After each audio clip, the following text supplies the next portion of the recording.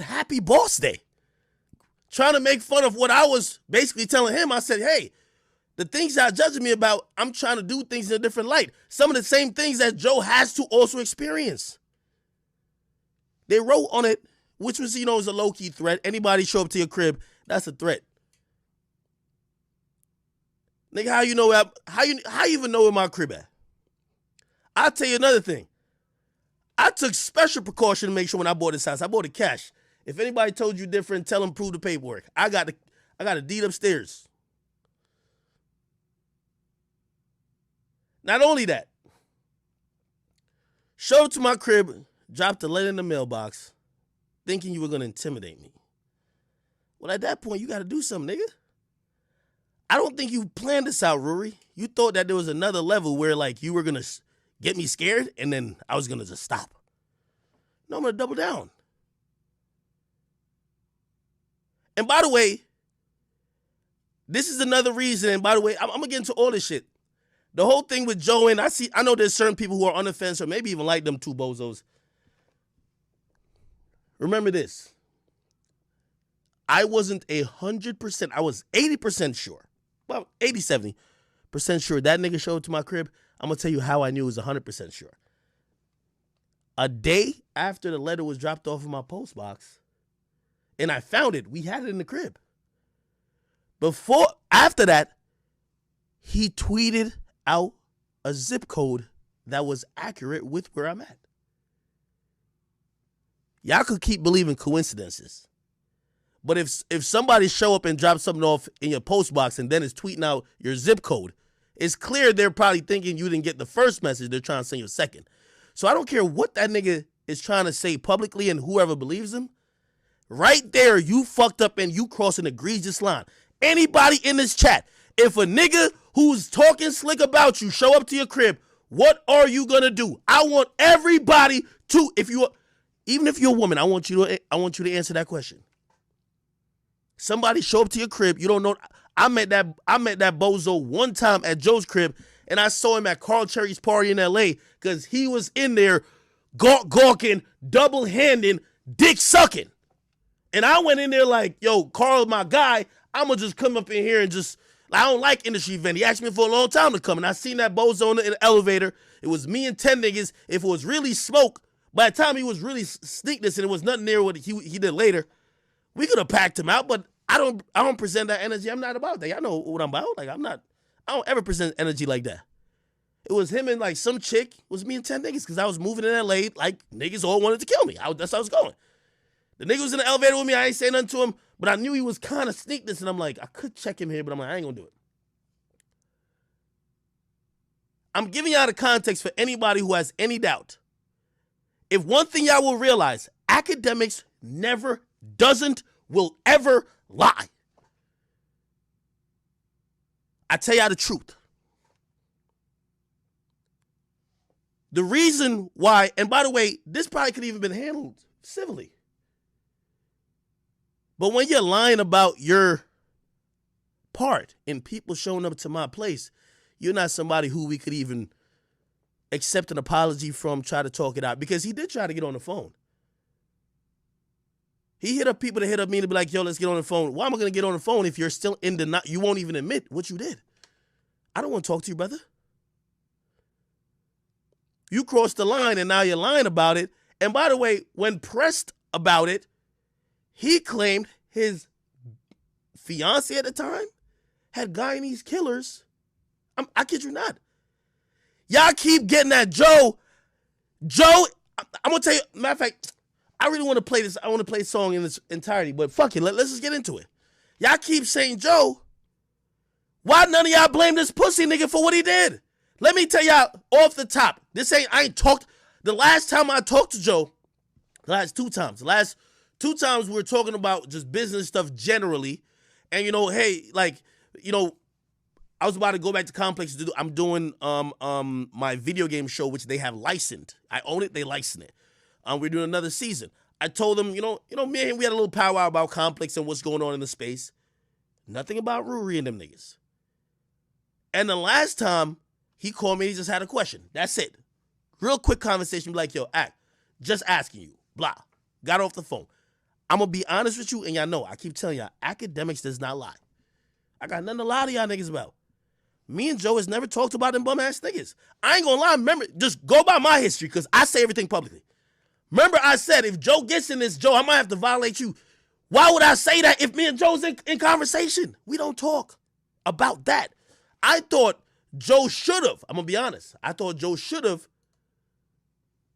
reached out and be like, yo, Ak, I'm going to handle this. Yo, this is what he's saying on his side. Joe's my guy who's the middle guy. But I think even Joe realized, and I heard it on the pod, we're going to play some of it. Yo, by the way, Joe, I ain't talked to Joe even today. I'm going to promote his Patreon, so like, yo, if I use any clips, he got this episode exclusively available on his Patreon, support him. But Joe has never ever told me, ever, like, yo, Ak, yo, this is going on with them. We've never talked about them at all, ever. I'm telling you, y'all know I don't lie. I don't got nothing to lie about. And because I'm putting this on the record, you know if something came out later, I would look like a fool. And I always like to tell the truth because no matter whatever comes out later in the future, I'll never look like a fool. I tell the truth first. Me and Joe never talked about these. Actually, I'll just tell it. Yo, and Joe, like, again, you kind of aired out whatever you say was transparent, so you know me, I'm going to keep it transparent. So remember I told you we talked two times. One time had nothing to do with them bozos. And this is in the last couple months. Me and Joe don't talk like that. I don't talk to Joe like that. Joe called me, and Joe said to me, Ak, I was watching some YouTube videos, and you made this claim about allegedly what homie side chick said. And Joe, you know this is, no listen, you know when I talk, nobody ever come out and be like, I'm lying? Nobody ever says that. So you know I'm telling the truth.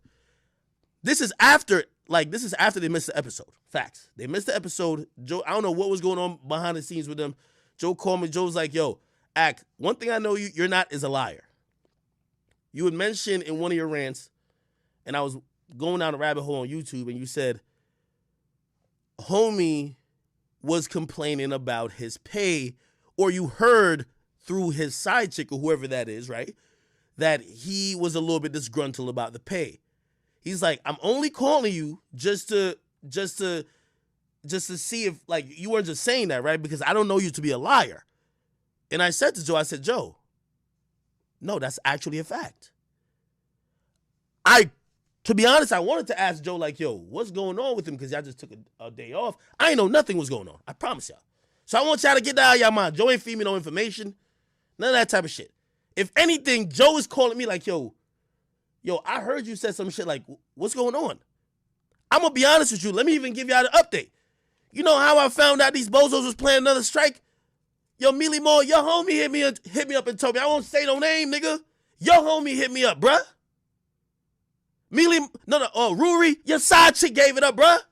Joe ain't tell me shit. Joe ain't have to tell me shit. And you know how, listen, I always felt bad going at you bozo niggas because I love Joe. I really love Joe. And I've grown so much respect for, like, even though we've gone our separate ways and doing a show together, I see what he's doing. And I think he sees what I'm doing. And my love for him and even adoration because he does shit that I'll never do. And I'll tell him, like, I'll never. We had mad conversation about, like, how we dealt with, certain companies. I'm like, yo, Joe, I wouldn't do it like that. And we have our reasons and we disagree, whatever, and it's cool. But for all the information that I heard, Rory, your side chick gave that up. Rory, people you called in the industry gave that up. Rory, I know 3 to 4 people you was calling bitching about Joe, my nigga. And by the way, when Joe called me, he asked about that. I even brought up, I said, Joe, I'm going to keep it real with you. I'll explain more about the side chick shit because I don't know who, like, she not connected to the industry like that.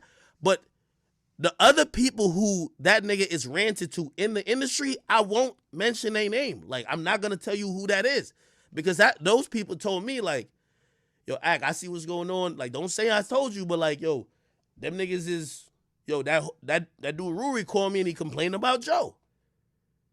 This is multiple dudes. So if y'all thinking that Joe gave me thing, I'm telling y'all know Akademiks don't lie. Joe Budden never told me. I'm so real. The only thing, because I did kind of slight, I didn't really want to ask him all the way. after I told him about the side chick shit, I was like, yo, everything cool over there? And he was like, I was like, it looked like homies disgruntled. That's what I said about Rory. And he said, you know how it is. You know people are emotional. That's it. I promise you, that's it. Then we talked about Complex. We talked about some other shit. We talked about just the landscape in general. We talked about probably like Dave Chappelle. Ask Joe, you know I ain't got time to be lying. This is exactly how it went down. Everything good with you, everything good with me. Yo, some creator shit. We start, kind of like, it's always like we kind of challenge each other, like, ideology and philosophy on and perspective on certain shit. And then we hung up. That's it. I promise you. So if you are in here and you think that Joe told me a motherfucking thing, no. And if he did, I would have told y'all niggas. I would have been like, now, here's the thing where people are really dumb. And this is why I felt like Joe had to violate them niggas today. You know why Joe had to violate them? Because the audience, his audience, completely turned on him. They started believing he's this horrible person y'all been following for 7 years. The reason why I gave some context to me and Joe is that, listen, I know who Joe is and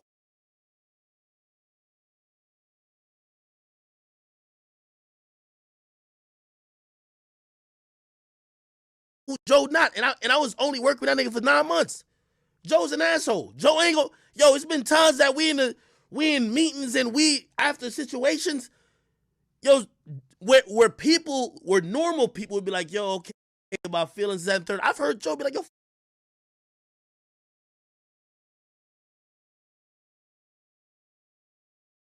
fuck that feelings. Nigga, if you gonna be on your feelings, leave, nigga. Straight up. Told me that, told the Deska that. Ask the Deska. We were in a meeting after Ray J had some shit. We brought Ray J on the show. Joe ain't really want Ray J on the show. The episode was whatever. We got into it. We had a meeting right after that because it was just like really conflicted on how we were getting guests because we had a voting system and the Deska was, she felt a certain way about certain shit Joe said. And I'm gonna be honest, Joe was like, nigga, leave. That was one of the times we separated. There was times when I came on Twitch and I was giving my side, but truth be told, I didn't say to Joe, or we weren't having those powwows there because I didn't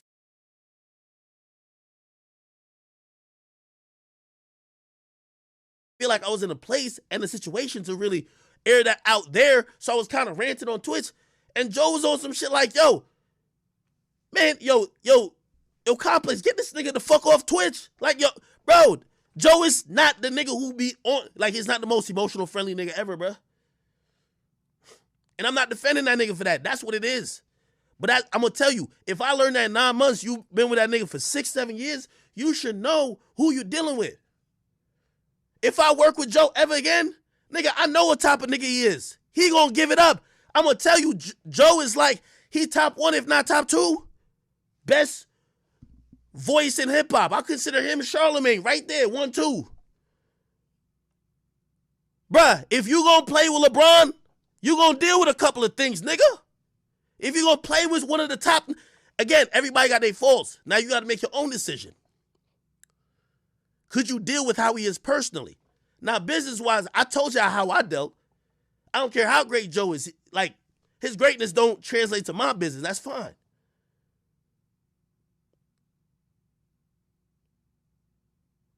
Somebody said my bit rate's bugging? Don't tell me that. Nah, I'm not getting stressed. I'm chilling. How we lagging, though? Are we good? Chat Queen was good. My bad. So, and I forgot where I was at. I forgot a bit where I was at. I'm sorry if it's lagging a little bit. I don't know. For some reason, when I do day streams, it lags a little bit. I don't know if it's Twitch or it's a general error where I'm at.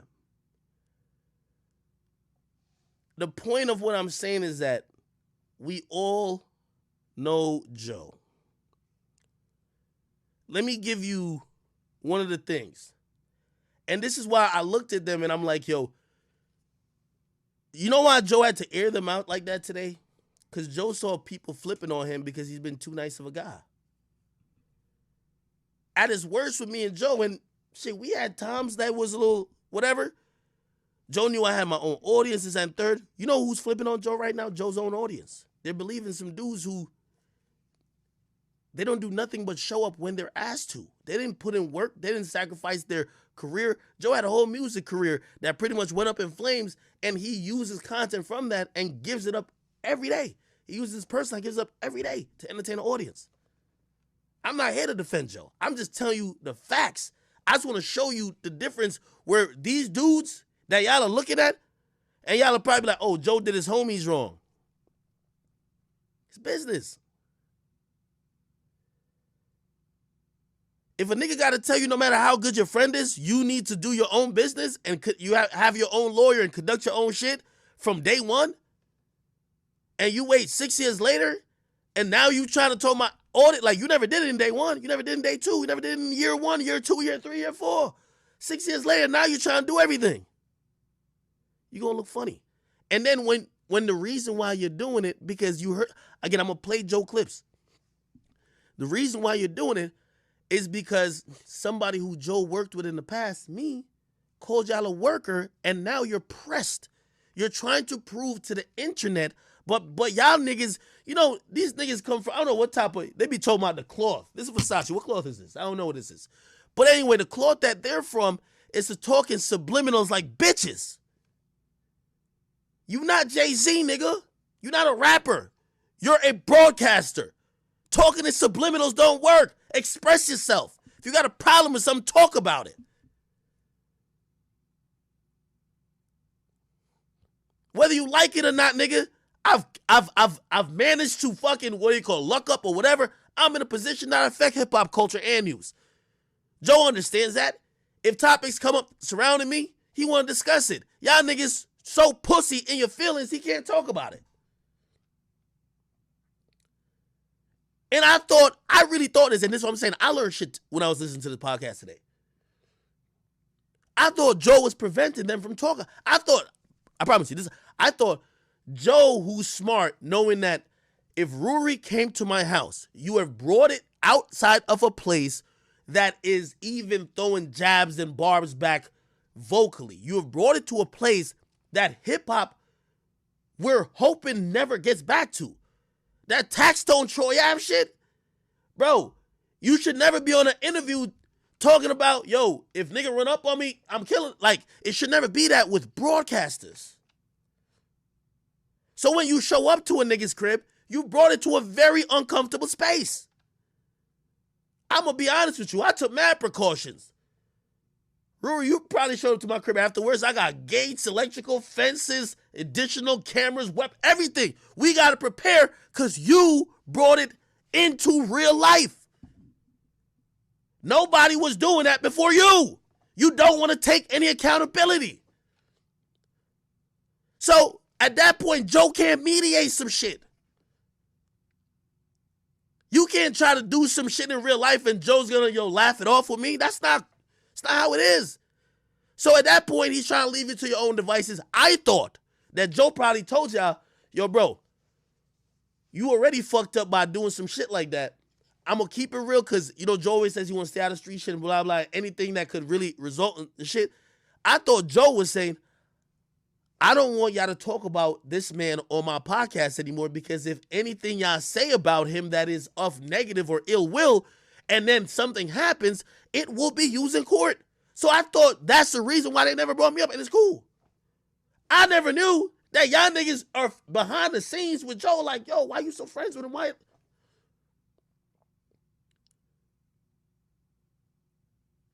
Me and Vlad were cool.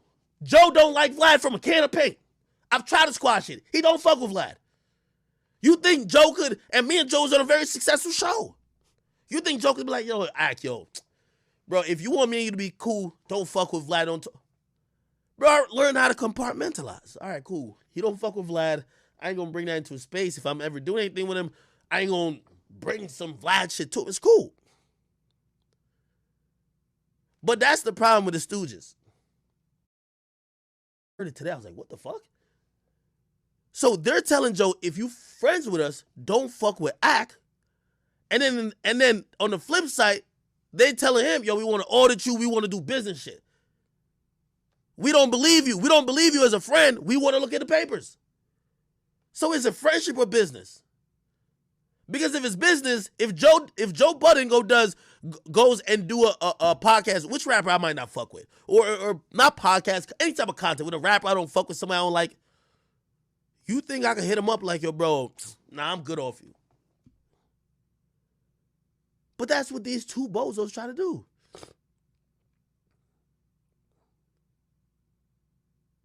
That's what these two bozos tried to do.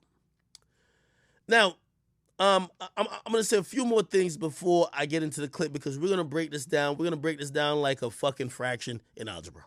Okay? But I'm going to just say this overall, especially to Rory. You let your ego ruin something that was good for you.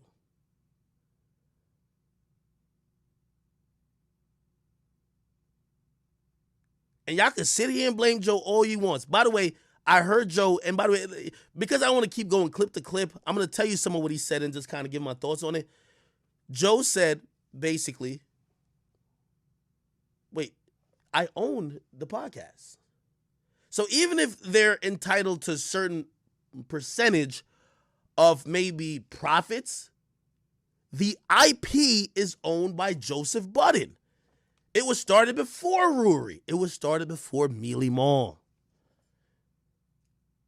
He birthed that IP as a thought when somebody mentioned some shit to him and he said, yo, me and my rap experience and the fact that I know how to talk and I'm a little savvy with certain internet shit, how about me and my friends just kick it and talk about what's going on a pod? That's the IP. It's owned by Joe Budden. It's non-negotiable. And this is where it gets interested in an online space because fans grow so much in love with people like a Rory and a Mealy Mall, you actually think that Joe's product should be broken up. Let me tell you this. And let's talk business. Stop with the friendship shit. I am the only member I've missed 2 episodes ever of Everyday Struggle. And that was because of a suspension. I was forced to. Every other episode I've been on. Nadeska missed at least, I believe, 10. Wayno wasn't there for the first season. First and second, whatever. Let me tell you this. And this is why I hate when fans start using who they like. And I seen them like really hammering at Joe. If you ask me, Joe Budden, at least from what I know, deserves the creator / IP of Everyday Struggle. If you ask me, I came into that situation. Now, let me tell you how business works. Not because I was sitting across from him, and for a lot of people, and even maybe the audience who came there, they're like, oh, we love Act, we came. Not because of that, meant I deserved half of the ownership. I still don't believe I deserve the ownership. This shit was birthed. Did I come in and play a big role even while Joe was there and after he left? Yes, I did a lot of legwork. Did I negotiate all that? Of course. I became executive producer.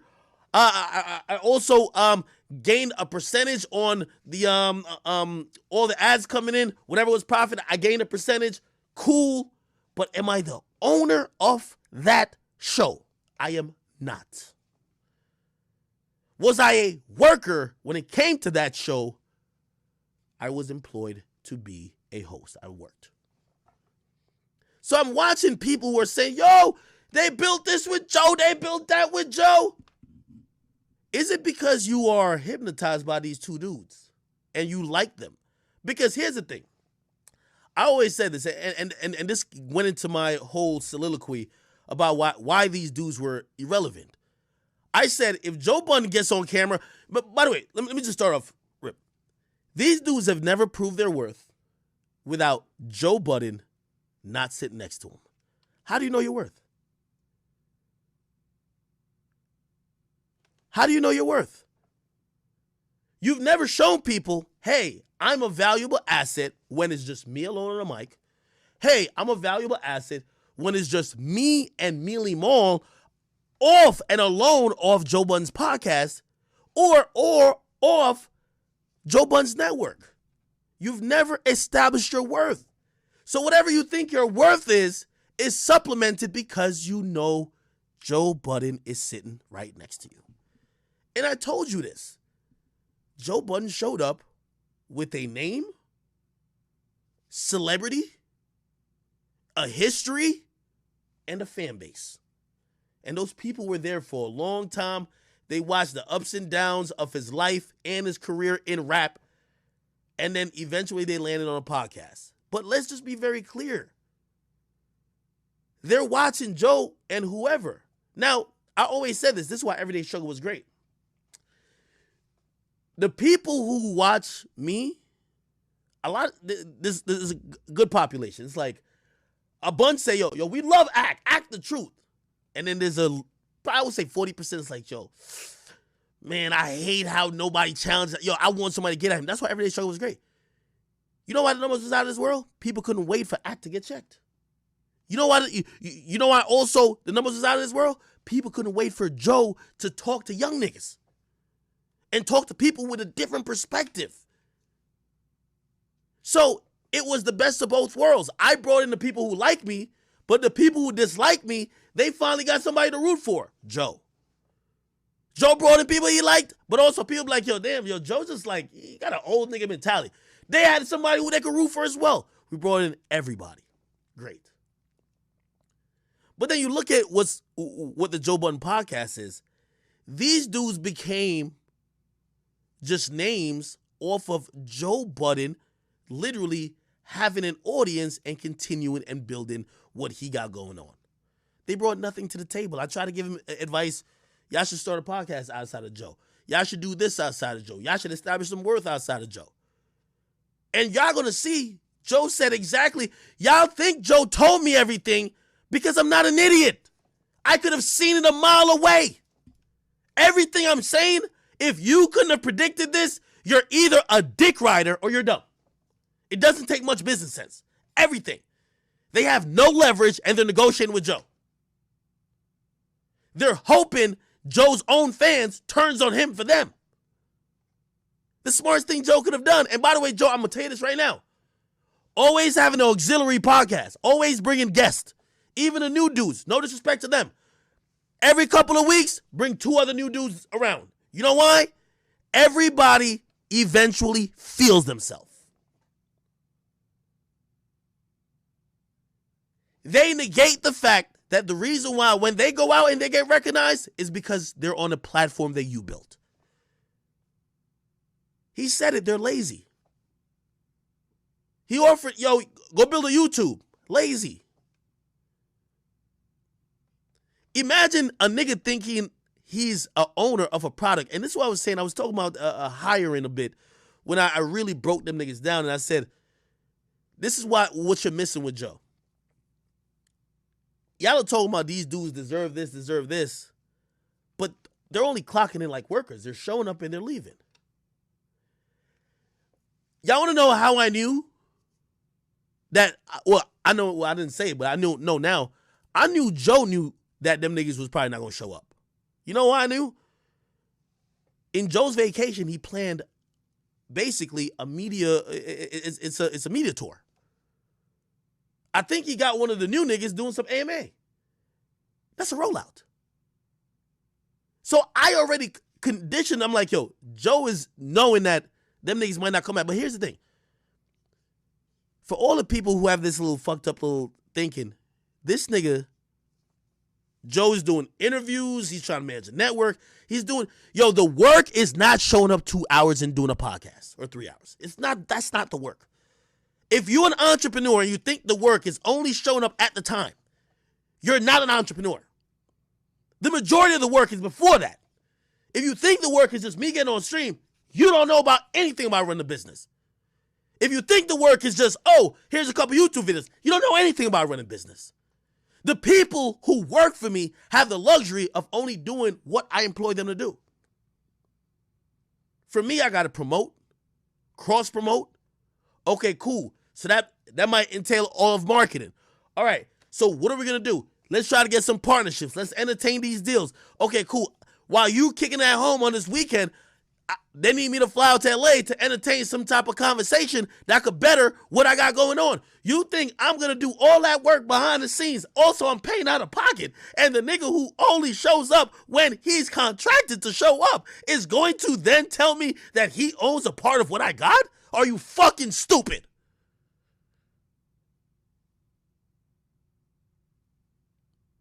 Joe didn't have to tell me shit. It was obvious. They put themselves in that position. And y'all can say all y'all want about, oh, well, yo, Joe's acting like how Spotify act. You want me to tell you the big difference between that?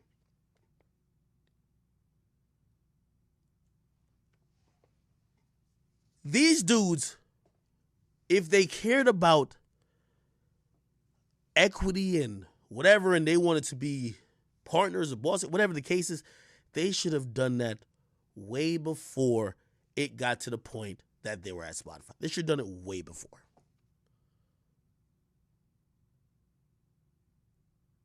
And by the way, I have some blame for Joe. I think Joe allowed them niggas. And by the way, Joe, this is all your fault. Never allow. This is Joe Budden platform. You shouldn't allow people to speak on your platform like they're bosses like you. So, because once the audience believed that, they felt entitled to start requesting shit like they were bosses from you. But anyway, let me get into a couple of clips. I think we got some, let me see.